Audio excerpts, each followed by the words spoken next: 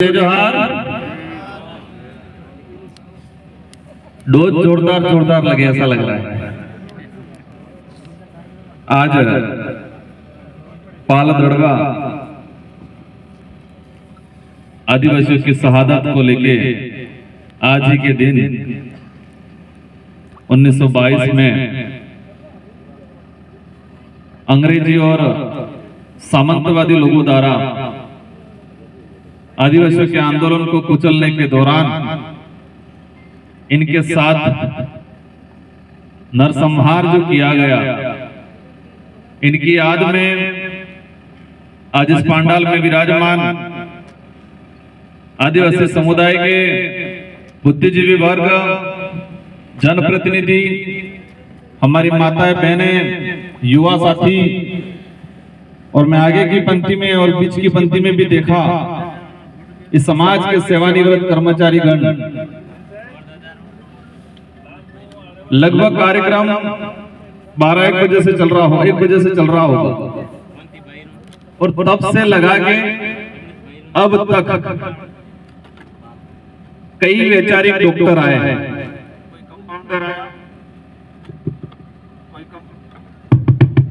कोई कंपाउंडर आया, कोई डॉक्टर आया और सभी ने जोरदार जोरदार डोज दी। तो मैं सिर्फ अब देखने के लिए खड़ा हुआ कि डोज का असर कितना हुआ।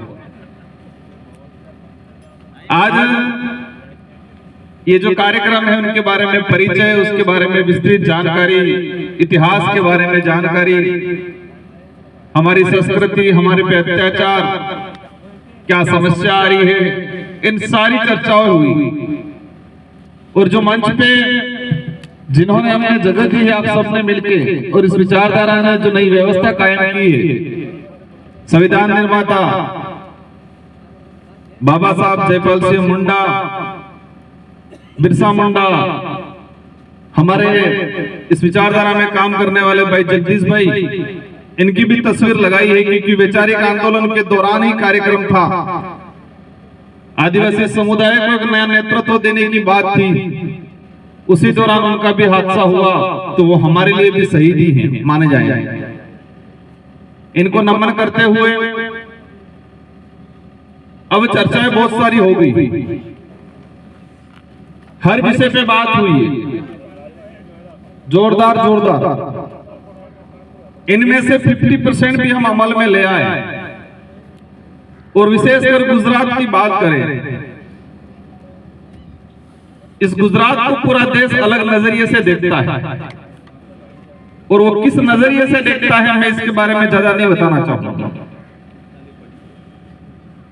और गुजरात के अंदर भी हम जो बात करते हैं, हमारा जो इलाका है, बिल प्रदेश की जो आवाज है, बिल प्रदेश का जो सपना है और ये बिल प्रदेश की जो धरती है, इतिहास के पन्नों पे जाएं तो इन महापुरुषों के बारे में हमें सुनने पढ़ने मिलेगा और उनसे एक एनर्जी मिलती है कि हमें आगे क्या करना है। वो कहते हैं कि जो समुदाय, जो व्यक्ति अपना इतिहास नहीं जानता है, वो व्यवस्थित वर्तमान में जी नहीं सकता और भविष्य का निर्माण नहीं कर सकता है। और सबसे बड़ी समस्या ये होगी हमारे साथ कि हमारे समुदाय को, हमारे युवा साथियों को, आने वाली पीढ़ियों को इस समुदाय का इतिहास नहीं बताया गया और इतिहास के साथ साथ संविधान के अंदर हमारे अधिकार क्या है उसके बारे में नहीं बताया गया। इस पांडाल में बैठे हुए हैं या फिर पूरे देश के आदिवासियों से अगर बात करें, 5000-6000 साल पुरानी जो काल्पनिक बातें हैं इनके बारे में पूछ लेंगे, एक एक कड़ी बता देंगे, एक एक कड़ी। लेकिन पाल दड़वा का ही इतिहास यहां से 50 किलोमीटर आगे जाके पूछेंगे तो किसी को नहीं पता है। बिरसा मुंडा का इतिहास किसी को नहीं पता है, मानगढ़ का इतिहास किसी को नहीं पता है। हम शिक्षा की बात करते हैं, मैं भी कई बार जोर देता हूं, शिक्षा हमें बहुत जरूरी है। वकील साहब भी बता रहे थे, ताराराम जी भी बता रहे थे।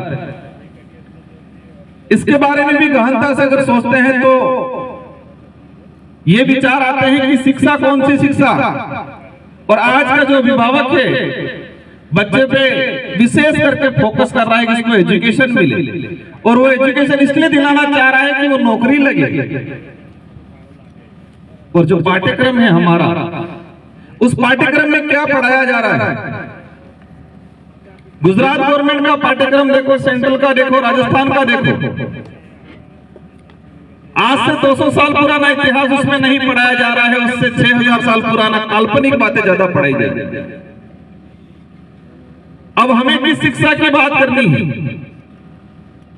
हमें नौकरी लगने के लिए, हमें अपना जीवन निर्माण करने के लिए जो पाठ्यक्रम है उसको तो पढ़ना है, लेकिन हमारे जो पारिवारिक जो शिक्षा थी, जो समाज में मिलती है, जो परिवार में मिलती है, उस शिक्षा पे विशेष बात करनी पड़ेगी। पहली कड़ी वो है, अगर व्यक्ति नौकरी लग गया, उसको पारिवारिक और सामाजिक शिक्षा नहीं है, उसकी जानकारी नहीं है, उसकी परंपरा, उसके रीति रिवाज, उसकी संस्कृति का अगर जानकारी नहीं है, वो आईएएस भी बन जाएगा, लेकिन शायद अपने समाज का नेतृत्व नहीं कर पाएगा। ताराराम जी कह रहे थे आपने जिला संभाला, समाज संभालना है, बहुत डिफिकल्ट मामला है। समाज को समझना सबसे बड़ी जरूरी है संभालने से पहले। तो सामाजिक एजुकेशन, पारिवारिक एजुकेशन सबसे ज्यादा हमारे बच्चों को जरूरी है। आज हमारे दिमाग में क्या है? हम सबसे पहले क्या पढ़ा रहे हैं? पहले हिंदी पढ़ाते थे, सबसे ज्यादा इंग्लिश। अच्छी चीजें जानना जरूरी है इंग्लिश, लेकिन अपनी मातृभाषा भूल रहे हैं। हम कह रहे हैं कि आदिवासी इस देश के मालिक हैं, लेकिन आदिवासी की जो बोली भाषा है, मातृभाषा है, उसको खत्म कर रहे हैं। हर व्यक्ति ये महसूस करता है कि मेरे बच्चों को हिंदी या इंग्लिश आनी चाहिए, और कोई गांव का बच्चा अगर देसी दिली भाषा बोल गया तो कहेंगे ये तो अनपढ़ है, गवार है। मैंने भी मेरे घर में एक गवार बेटा तैयार किया, वो मेरा ही बेटा है। मैंने इसको भीली भाषा पहले सिखाई, और एक किस्सा बताऊंगा। एक घटना भी हुआ था। मेरा छोटा बच्चा 3 साल का है, और मेरे सिस्टर की गुड़िया है, वो 5 साल की है। तो बच्चे ने पत्थर पकड़ा था, हिंदी में बोले, उसको मैंने भाटाई सिखाया है। तो अब उस गुड़िया ने कहा, डुगू कहते हैं उसको, कि पत्थर फेंक ले। उसने कहा नहीं, क्या पत्थर, ये भाटो है। उसने कहा ये पत्थर है। उसने कहा ना, भाटो है। उसने कहा ये पत्थर है। मेरे कान में पड़ गया, मैंने गया पास में, क्या हुआ बेटा? तो ये पत्थर, ये नहीं, पता नहीं क्या बोल रहा है। मैंने डुगू को बच्चों को पूछा, क्या है? भाटो है पापा है। मैंने कहा बिल्कुल बेटा, भाटो है। ये पत्थर तो मोड़ता ही नहीं, जानी चाहिए।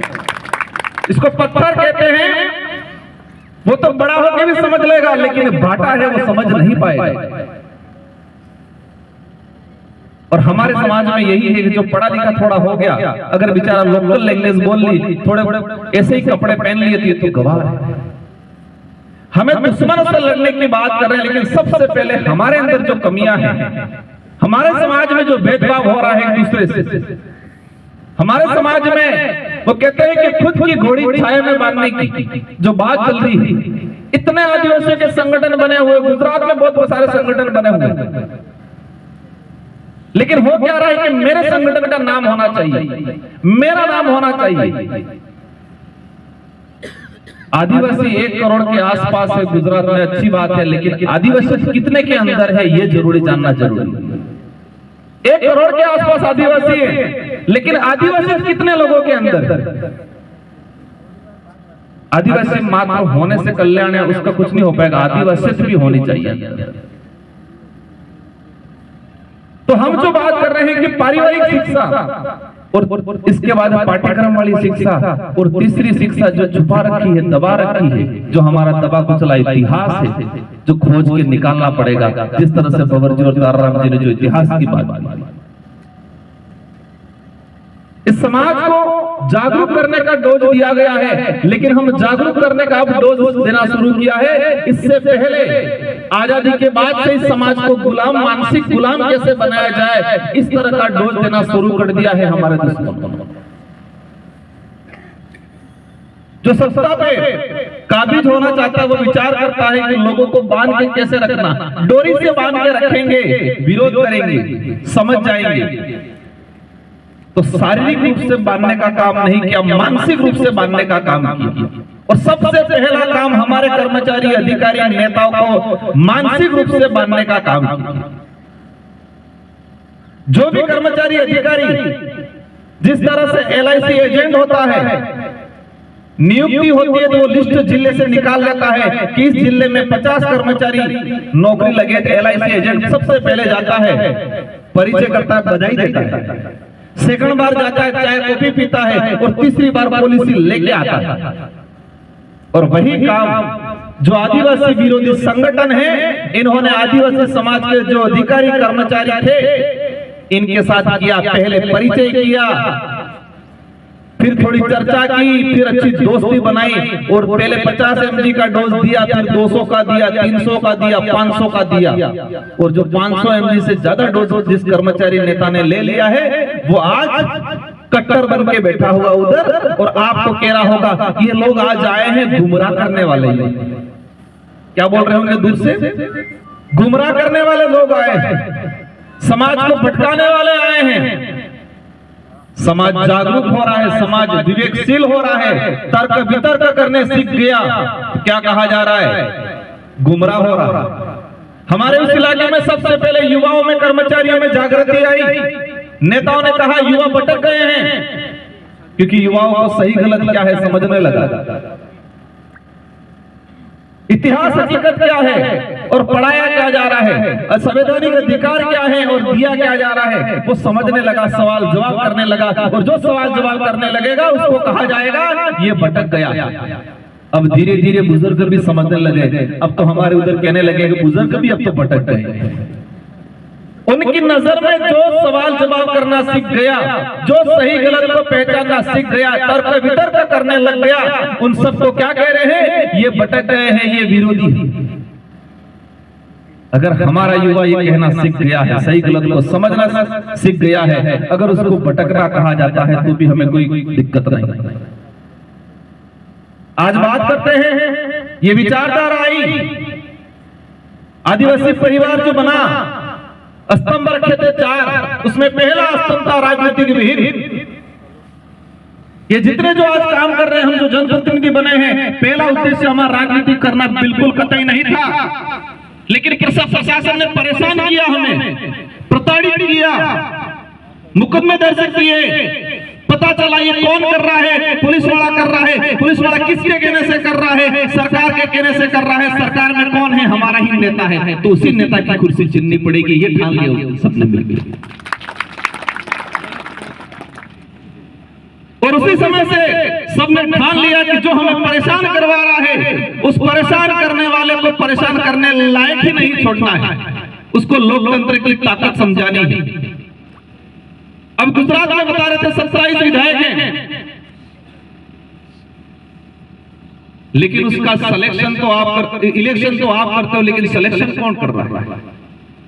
इस देश के अंदर लोकतंत्र की व्यवस्था स्थापित हुई, मतदान का अधिकार हुआ, तो संविधान की डिबेट पढ़ेंगे, उसके अंदर भी कई लोगों ने इसका विरोध किया। कई लोगों ने यह भी कहा था कि आदिवासियों को वोट का अधिकार नहीं देना चाहिए, तर्क दिया था कि उनको उनकी समझ नहीं है वोट का उपयोग कैसे किया जाए। आदिवासियों में समझ नहीं है कि वोट का उपयोग कैसे किया जाए, इसलिए उसको उनको भी वोट का अधिकार नहीं देना चाहिए। इस तरह के भी कई लोगों ने बयान दिए, और वही हुआ। वोट देने का अधिकार हमें मिला, लेकिन कैसे देना है, किसको देना है, इसका सिलेक्शन कौन करेगा, ये अधिकार हमें नहीं मिला। आज जो नेता बन रहे हैं, इलेक्शन करने वालों के प्रति वफादार नहीं है, सिलेक्शन करने वालों के प्रति वफादार है, इसलिए समस्या है। 27 विधायक क्यों नहीं बोल रही है, बोल रहे हो आप, लेकिन उनको इलेक्शन करने वालों को भी चिंता नहीं है, सिलेक्शन करने वालों की चिंता है। सिलेक्शन मतलब क्या? टिकट। सभी नेताओं के दिमाग में रहता है टिकट मिलेगी कि नहीं मिलेगी, वोट मिलेगा कि नहीं मिलेगा, ये चिंता कम रहती है, टिकट की चिंता ज्यादा रहती है। तो लोकतंत्र तो वही खत्म हो गया। जिस नेता को हम लोगों में यही है, टिकट किसको मिलेगी, टिकट किसको मिलेगी, या टिकट किसी को भी मिले, वोट जो जनता देगी वो जीतेगा। तो वही ये विचारधारा आई, वही ये पार्टी है। यहां पर सिलेक्शन को इंपोर्टेंट माना है, न कि इलेक्शन। जो जनता वोट दे रही है वो सिलेक्शन करेगी, न कि हाईकमान सिलेक्शन करेगा। ये हमारी पार्टी ने तय किया और धीरे धीरे हम मानते हैं कि यही फॉर्मूला इस देश के अंदर फैलेगा और इसी फॉर्मूले को दूसरी पार्टियां भी मजबूर हो जाएगी अपनाने के लिए। और जिस दिन सिलेक्शन का पावर हमारे हाथ में रहेगा, जिस दिन सिलेक्शन की ताकत को हम समझेंगे, तो इलेक्शन अच्छा ही होगा और उस दिन आपके विधायक बोलना शुरू करेंगे। राजस्थान में आज संसदीय क्षेत्र बांसवाड़ा डूंगरपुर की जनता ने मुझे सांसद बनाया है। मैं इस मंच से उन जनता को भी धन्यवाद देना चाहूंगा। इससे पहले मुझे और हमारे ग्राम प्रसाद जी थे, हम दोनों को विधायक बनाया। कुछ लोग कहते हैं क्या हो गया, बहुत बड़ा काम हुआ है, बस देखने वालों का नजरिया होना चाहिए। हमें गर्व है इस बात से, इस विचारधारा की वजह से 2 विधायक चुन के गए और पूरे देश के अंदर राजस्थान एकमात्र ऐसा राज्य रहा सबसे पहले राजकीय अवकाश घोषित हुआ विश्व आदिवासी दिवस का। विश्व आदिवासी दिवस का सबसे पहले राजकीय अवकाश घोषित राजस्थान के अंदर हुआ और यही विचारधारा की बदौलत हुआ। गुजरात वाले आज भी आंदोलन कर रहे हैं कि विश्व आदिवासी दिवस घोषित किया जाओ। आंदोलन मत करो, चलेगा, 1 से 2 जने भेज दो अच्छे सिलेक्शन करके, इलेक्शन करके, तो आपके काम आसानी से हो जाएगा। देश के अंदर कई उदाहरण बताना नहीं चाहूंगा, कई लोग, कई समुदाय ने 4 जन ने मिलकर ज्ञापन दिया, बड़े बड़े काम हो जाते हैं, क्योंकि उनके वहां पार्लियामेंट में, विधानसभा में अच्छे लोग बैठे थे, कैबिनेट में अच्छे लोग बैठे थे। वो समुदाय के प्रति जवाबदेही है। हमारे यहाँ पर समुदाय के प्रति जवाबदेही वाले नेता नहीं है, वो पार्टी के प्रति जवाबदेही वाले नेता है। उनको एहसास कराना है कि टिकट से नहीं, वोट से जीता जाता है और वोट जनता के हाथ में होता है। आदिवासी बाहुल्य क्षेत्र की 27 सीटें रिजर्व है और इसके अंदर जनता ने ये ठान लिया, क्योंकि हम भाषण बहुत दे देंगे, आरक्षण की बात कर लेंगे, छात्रवृत्ति की भाई साहब बात कर रहे थे, ये सारी चीजें, इस सारी समस्या का समाधान उस दिन हो जाएगा जिस दिन आप इस सिलेक्शन और इलेक्शन के महत्व को समझ पाओगे। आज इस इलाके में, हमारे इलाके में 10 साल पहले कोई आदिवासी कहने में शर्माते थे। कई लोगों ने अपने आप को मीणा लगा दिया, कई लोगों ने रावत लगा दिया, अलग अलग तरीके से संबोधन देने लग गए थे। कई लोग अपना भील कहने से शर्माते थे, डरते थे। और आज छोटा सा बच्चा कहता है गर्व से कि मैं आदिवासी भील हूं। ये उपलब्धि मिली है इस विचारधारा की वजह से। यही नहीं, दुश्मन भी पहले कहता था, वनवासी कहता था, धीरे धीरे जनजाति पे आया, आज दुश्मन भी कहने लग गया आदिवासी भाइयों कैसे हो, ये कहने लग गया। ये आदिवासी समुदाय हमारी धरोहर है, ऐसे कहने लगते हैं। और आप देखना, आज से 5 साल पहले, मैं जहां तक समझता हूं, हमने जहां तक सुन रखा है, जो प्राप्त कर रखा है, जो डाटा कलेक्शन कर रखा है, आज से 5-7 साल पहले जो बड़े बड़े राष्ट्रीय नेता है, राष्ट्रीय पार्टी के, उन्होंने आदिवासी शब्द का उपयोग नहीं किया। इसी विचारधारा की वजह से करंट कितना फैला है। जड़ डूंगरपुर बांसवाड़ा में है, बैटरी यहाँ पर है, लेकिन इसका करंट पूरे देश में गया है, जोरदार तरीके से गया है। और बिल प्रदेश की जो कल्पना की जा रही है, ये जो आंदोलन जिसकी शहादत, मैं जहां तक मानता हूं, जो हमारे 1200 या 2000 के आसपास आदिवासी मारे गए थे, उनको सच्ची श्रद्धांजलि उस दिन मिलेगी जिस दिन बिल प्रदेश बनेगा। और बिल प्रदेश बनेगा, हमें स्वायत्ता मिलेगी, जल जंगल जमीन हमारा होगा, इसको कोई छीनने का काम नहीं करेगा। आज छीना जा रहा है, अभी सुन रहा था हाईवे निकाल रहे हैं, यहाँ से आंदोलन करेंगे, हम रैलियां करेंगे, ज्ञापन देंगे, क्या मिलने वाला है। बीच में बड़ा प्रोजेक्ट फिर आया था, बिलडा वाले साथी आए थे मेरे पास, मैंने 2 बार बात उठाई, 1-2 बार पत्र लिखे, थोड़ा दबा, लेकिन वो खत्म नहीं हुआ है। और हमें भटका दिया है राष्ट्र धर्म की रक्षा करनी, और उस बात पे हमारे पुतले भी जल जाते हैं बहुत बार। खुलेआम हो रहा है। 22 से 26 जनवरी आपके गांधीनगर में मनुस्मृति पाठशाला चलाई गई, ओपन।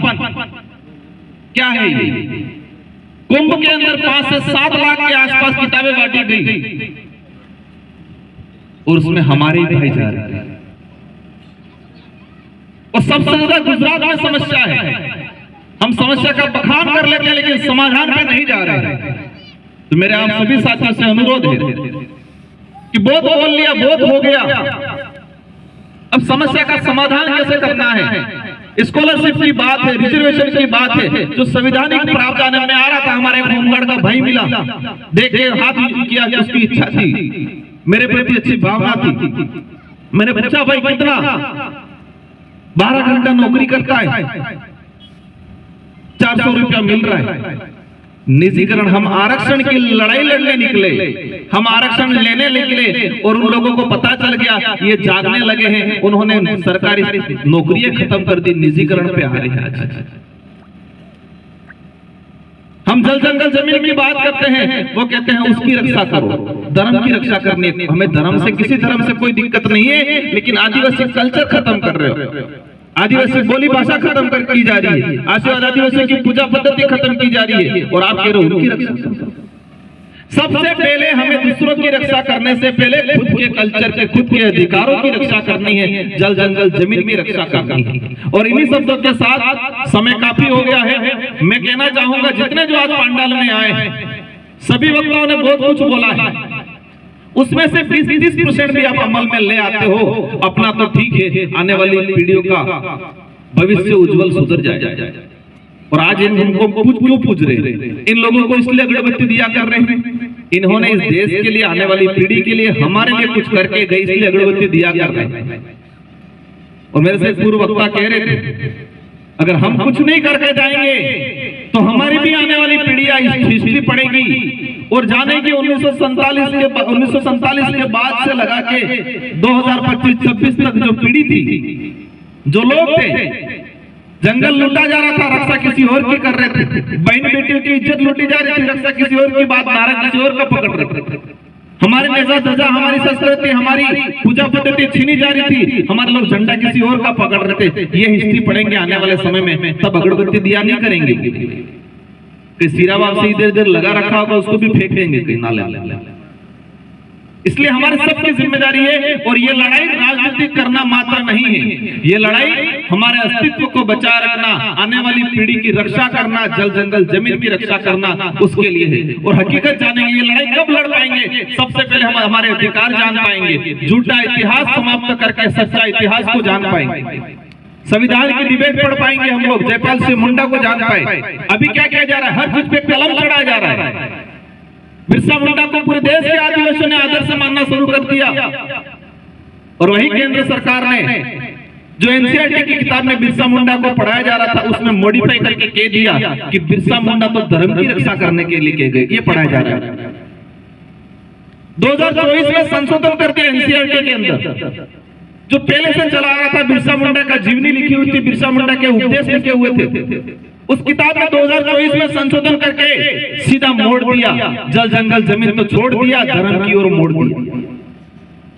और आज कह रहे गौरव दिवस बिरसा मुंडा, जयपाल सिंह मुंडा का नाम नहीं ले रहे। मैंने जयपाल सिंह मुंडा की जयंती पे मैंने पोस्ट की, एक बड़े नेता आरएसएस विचारधारा के, उन्होंने कहा ये विदेशी ताकत थी, क्यों बोला जयपाल सिंह मुंडा के लिए? अगर जयपाल सिंह मुंडा संविधान सभा की डिबेट में उस दौरान अगर नहीं होते तो शायद हम लोग सांसद विधायक भी नहीं बन पाते, और हमारे लोग उन्हीं का झंडा पकड़ने जा रहे हैं। हमें दूसरों को सुधारने से पहले, सबसे पहले हम सबको सुधरने की जरूरत है। मेरा नाम हो नहीं हो या मेरे संगठन का नाम हो नहीं हो, लेकिन समाज का नाम होना चाहिए। ये भावना हमारे सब में अगर आएगी तो अवश्य इस देश का, इस आने वाली पीढ़ी का भला होगा। मैं आगे रहूं नहीं रहूं, ये समाज आगे रहना चाहिए, मैं बचूं नहीं बचूं, ये समाज का अस्तित्व बचना चाहिए इस भावना से। क्योंकि हम जाएंगे यहाँ से, कोई कहेंगे मैं उस संगठन से आया था, मैं उससे आया था, मैं उससे आया था, कुछ नहीं मिलेगा, सब बिखर जाएंगे। पार्टी में जाएंगे, मैं तो उधर पार्टी का हूँ, हाईकमान का आदेश है। आपका माइंड वॉश किया जा रहा है संगठनों के द्वारा, मानसिक रूप से आप सब कुछ % आजादी जरूर प्राप्त कर ली है, लेकिन आज भी हमारा समाज मानसिक रूप से बंधा हुआ है, जाल में फंसा हुआ है। अदृश्य ताकत है वो, जिस तरह से मोबाइल इस फोन से वहां जा रहा है, बीच में कहीं तार नहीं है, कहीं कनेक्शन नहीं है, लेकिन आवाज जा रही है, वीडियो कर रहे हैं, वीडियो कॉल जा रहा है। इसी तरह अदृश्य विचारधारा संगठनों जिन्होंने इस देश को बर्बाद किया, हमारे समाज को बर्बाद किया, ऐसी विचारधारा ने हमको पकड़ दिया, जकड़ दिया है, और हमको वही सच्चाई लगती है। गुजरात में एक बार हुआ, गांधीनगर में गया था, रिटायर्ड अधिकारी साहब मेरे बारे में कई थोड़े मोटे वीडियो देख रखे होंगे, बात शुरू कर दी उन्होंने, ऐसे हैं वैसे हैं, चर्चा शुरू कर दी, वृंदावन में ये होता है, रामायण महाभारत सब जगह घुस गए। मैंने कहा क्या नाम है, उन्होंने नाम भूल गया, मैं ध्यान नहीं, कहा अड़क क्या है, तो ननोमा। मैंने कहा ननोमा की कुल देवी क्या है, चक्कर में पड़ गए। अयोध्या वृंदावन सब जगह चले गए वो, एक एक बात बताना शुरू कर दिया उन्होंने मेरे को, क्योंकि उनको मेरे से थोड़ी दिक्कत थी, क्योंकि मेरे वीडियो देख रखे होंगे, मैंने तीखे बोल रखा था। मैंने कहा सब छोड़ो, आपको आपकी ननोमा की कुल देवी क्या है वो बता दो, किधर है। वो नहीं बोल पाए, खुद की कुल देवी नहीं पता है, और 5,000-6,000 साल पुरानी बातें जो काल्पनिक उनके बारे में पढ़ रहा। इसलिए सबसे पहले हमारे समाज के अंदर जो मानसिक गुलाम बने हुए हैं, और कई बार मैं कहता हूं रिएक्शन होगा, यहां पर भी होगा, बाहर भी होगा, हो सकता है हमारी स्पीच की बात कल उठे के कोई पुतले भी चलेंगे, ये परमिशन वाले आयोजन वालों को भी हो सकता है कोई पाबंद भी करे, सब कुछ होगा। लेकिन इसलिए हम लोग कई बार कहते हैं, एक उदाहरण देता हूं कि जो डाहो बेल, जब बारिश होती है तो कई खा पी के मजबूत बनते हैं, फिर लड़ाते हैं, और लड़ाने के बाद इसका सींग टूट जाता है बेल का। सींग टूटने के बाद उसके अंदर बारिश की वजह से कीड़े पड़ जाते हैं, और कीड़े पड़ने के बाद उसके दिमाग को खाते हैं वो, लेकिन उस बेल को एहसास नहीं होता है कि मेरे अंदर कीड़े पड़े, वो खाता है, चलता है, उसको आप हल चलाओगे चलेगा, वो मस्त रहेगा। लेकिन उस मालिक को पता चलता है कि मेरा जो बेल है, उस बेल के अंदर कीड़े पड़ गए हैं, इसके सर में कीड़े पड़ गए हैं, तो मालिक विचार करता है, डॉक्टर को लाता है, डॉक्टर को लाके अच्छा सा मजबूत जो पेड़ होता है उससे बांधते हैं, पोल होता है उसको बांधते हैं बेल को, और बेल को मजबूत बांध के उसके अंदर रुई डाल के व्यवस्थित जो डॉक्टर आता है उसके दवाई डालता है, और वो बेल क्या समझता है, उस डॉक्टर और उस मालिक को दुश्मन समझता है। वो बेल उस डॉक्टर और मालिक को दुश्मन समझता है, लेकिन मालिक ने इस बेल की भलाई के लिए डॉक्टर को बुलाया, और डॉक्टर को बुला के वो दवाई डलवा के इसके कीड़े साफ करवाए, तो बेल बेपोगे ठीक है, मतलब दोनों पैर से कूदता है, पीछे से मारने दौड़ता है, और 2 महीने तक वो बेल उस मालिक को कहीं देख लेगा तुरंत मारने दौड़ेगा। यही समस्या हो सकता है आज भी, क्योंकि आज भी अच्छे डॉक्टर आए थे, इन मालिकों ने बुलाए थे, इस इलाके के लोगों का जो मानसिक जो शोषण हो रहा है इसका इलाज करने के लिए बुलाया है, तो वो इलाज कर करके जा रहे हैं। डॉक्टर तो चले जाएगा, लेकिन ये जो मालिक, जैसे बेल का उदाहरण, तो मालिक को इनके साथ ही, आपको ये नहीं समझना है, कोई उल्टा अर्थ मत निकाल दे हमको बेल के दिया, लेकिन आप खुद महसूस करना, आपके घर में बेल होंगे वही होता है, उस मालिक ने उस बेल की भलाई के लिए काम किया, लेकिन वो बेल हेंगड़ा बाबा दौड़ेगा महीना तक, तो तमार हमें दौड़ेगा तमें जुआन काल से शुरू पड़ी जाएगा। कौन थे आयोजन वाले, कौन थे, कोई का नाम मैं नहीं था, ये था। और इस सरपंच साहब को मैं धन्यवाद देना चाहता हूँ, और पूरी आयोजन कमेटी को, उन्होंने बहुत संघर्ष किया, बहुत कुछ परेशानियां झेली, लेकिन उनको समाज को सही दिशा में ले जाने का जुनून है, समाज को सच्चाई बताने का जुनून है। और दूसरी विचारधाराओं ने, जो आदिवासी विरोधी विचारधारा है, जिन्होंने आदिवासियों के मानसिक मस्तिष्क पे जो कब्जा कर रखा है, उस जाल को हटाने के लिए तत्पर रहते हैं। इसलिए आप सभी को ऐसे लोगों को साथ देना है, और ये जो बातें बोली है इनको आप समझना है, सही गलत को परखना है, और यही बातें अपने गांवों में, परिवारों में, क्रियावरों में, शादी ब्याह में, सब जगह इनको प्रचारित करना है, तभी हमारे यहाँ पर आना और आपका सुनना सार्थक होगा। इन्हीं शब्दों के साथ आप सबको धन्यवाद, आभार, जय जोहार, जय भील प्रदेश।